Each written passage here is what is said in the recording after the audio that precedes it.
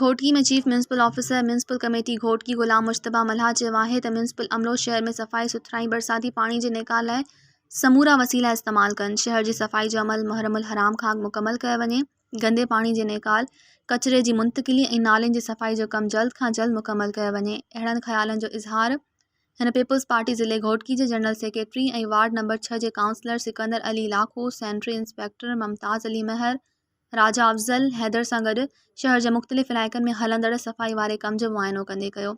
उन मौक़े ते मीडिया सां ॻाल्हाईंदे चीफ म्यूनसिपल ऑफिसर ग़ुलाम मुश्तबा मल्हा चयो त सूबाई वज़ीर जाम इकरामुल्ला ख़ान धारे जो डिप्टी कमिश्नर घोटकी मोहम्मद ओस्मान अब्दुल्ला ऐं असिस्टेंट कमिश्नर राना मोहसिन जी हिदायतुनि ते मुहर्रमुल हराम खां अॻु शहर में सफ़ाई सुथराई जो कमु शुरू कयो आहे, जंहिंजी हू पाण निगरानी करे रहियो आहे।